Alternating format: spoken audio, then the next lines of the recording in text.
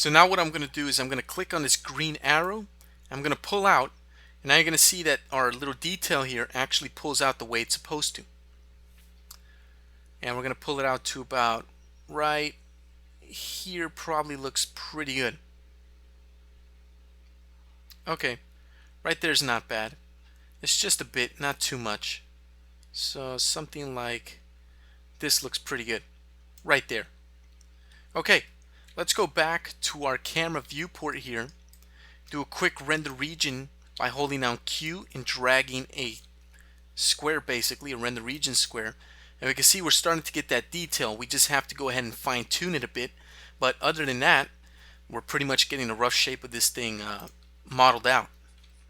So let's go back to our right view right here.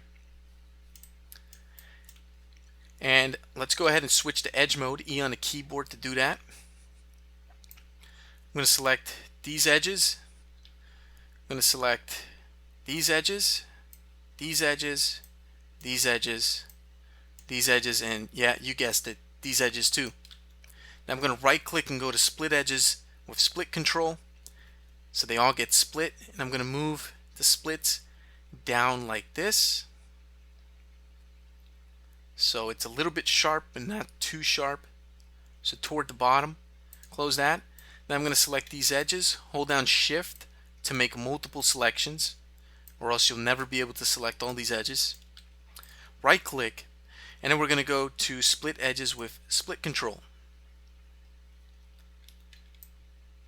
and move these up like this. And it's very awesome how we can split all those areas at the same time. Okay, there we go. Now this looks a lot better than what we had just a few seconds ago. As you can see, we have the exact shape and the exact details just like the handle of the real knife. Very, very cool what you can do with sub Ds. Okay, so that part's done. Now let's continue working on this bottom part down here and pretty much get this part done. Okay, I'm going to hit F12. And I'm going to hit F12 again on the camera viewport here so we can come in here, go underneath this, underneath the knife here. Underneath the knife, under the knife, huh? Okay, let's see what we can do here. Let me down-res this so I can see my geometry better. And we can see that I have some objects here, or at least some geometry that I'm probably not going to need. What I'm going to do is select this edge right here, and I'm going to Alt middle mouse button click that edge, and I'm going to hit backspace on the keyboard, or I'm sorry, delete on the keyboard, to go ahead and get rid of that entire little loop right there of edges. And I'm probably going to do the same thing to this one down here. So select one edge, Alt middle mouse button click the next edge to select the entire loop around, hit delete on the keyboard to get rid of that, and there we go. Now let's subdivide this up again by hitting the plus key on the number pad of the keyboard again. Now let's hit F12 and come back to our side view here. Okay, we need to start working on this bottom part. So let's go ahead and do that right now. What we need to do is select the bottom polygons down here. Hit U on the keyboard to switch to raycast polygon selection mode. What we're going to do is hit Control D to extrude. Let's switch to global mode. Simply right click an empty screen space to switch to global mode and pull this down like this. Then select this polygon, Alt middle mouse button click this polygon to select the entire loop of polygons all the way around. And then we're going to hit Control D to extrude, activate the move tool, V for Victor on the keyboard is a shortcut for that, and switch to local mode. Again, you can right click an empty screen space so you get this sub menu, and you can switch to local mode as opposed to having to come over here and click on the button here. So it's for lazy people like myself. So I'm going to extrude this and pull this out with using the green arrow or the y-axis to about here. So that's not bad. Pretty good. Then I'm going to switch to edge mode. I'm going to select all these edges here. I'm going to right click, split them, move the split toward the bottom, something like this.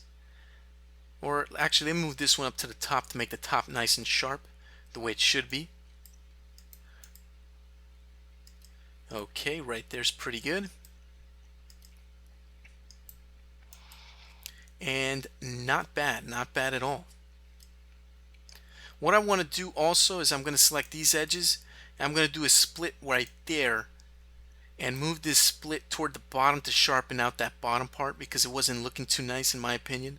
So I'm going to sharpen that out down there, and that looks a lot better down there now. Very good. Then for this bottom part, I don't even think we need to sharpen it out. I actually like the way that it looks kind of roundish on the bottom right there. In fact, I'm going to accentuate that roundish look by selecting those polygons, switching to global mode, and moving these down a little bit to kind of give it a rounder, more of a ball shape down there. I kind of like that better. You don't have to do your knife like that, but I'm doing my knife like that. Looks pretty cool. Okay, pretty nice, pretty nice. It's starting to look like the Rambo knife or something. Okay, now what we have to do is create this top part right here, which is going to be a little bit different to create. So let's go ahead and do that. The way I'm going to do that is pretty simple. I'm going to select, I'm going to go to polygon ray casting select mode. I'm going to select this polygon here and this polygon here, which is being a little bit difficult to select. There it goes.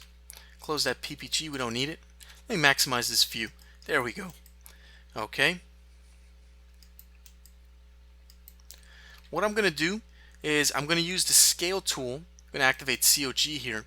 I'm going to scale this down on itself like this so it flattens out. I'm going to do the same thing to the other side over here. So I'm going to flatten that out on itself like that. Pretty good. Let me go look at the reference image again. Okay.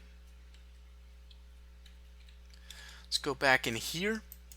And now with that flattened out, what I'm going to do is I'm going to select this edge, Alt and middle mouse button, click that edge to select the entire loop all the way around. Right click, go to split edges with split control. I'm going to pull this split down so it sharpens that out down there a little bit. Nice. Then I'm going to select these top polygons up here, and I'm going to hit Control D to extrude them, pull them up.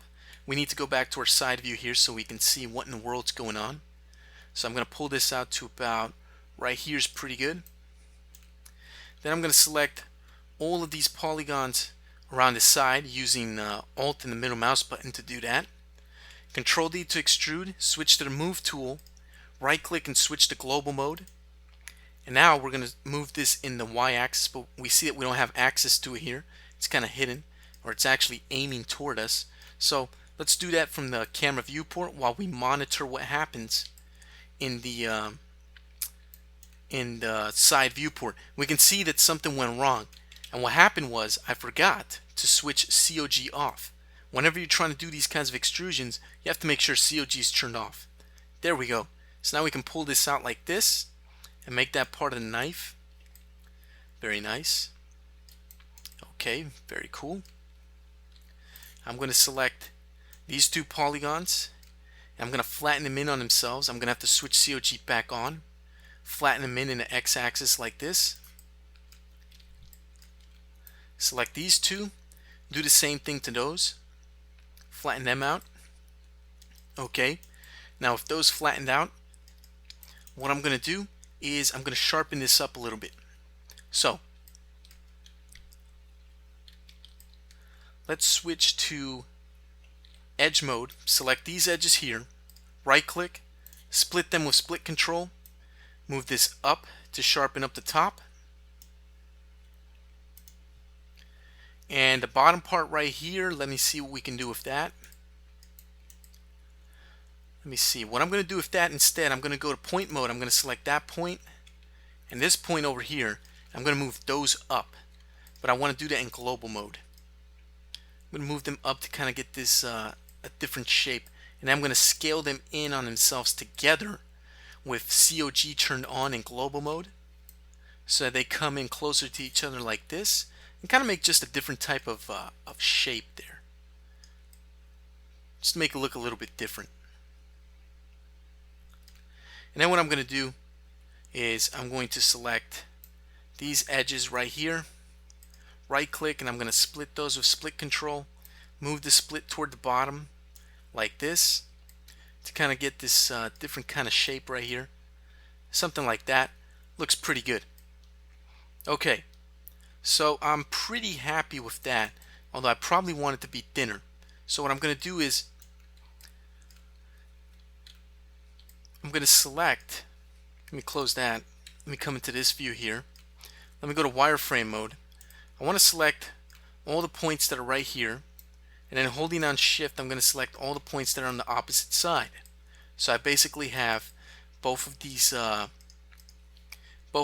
sides selected right there. Now I'm going to scale them using global and COG on. I'm going to scale them down like this to kind of make that piece a little bit thinner, because in my opinion it was a little bit too thick, a little bit too wide, just stuck out too much. Okay, right there. Alright, good to go. Awesome. We've got the handle of the knife completed and done and detailed. All we have to do now is create the actual blade of the knife itself. So we can see it's pretty detailed, very nice. As you can see, sub-Ds are an awesome way to model objects from the real world and even from your imagination. So I'm going to end this video here. In the next one, we're going to finish modeling the blade piece of this knife.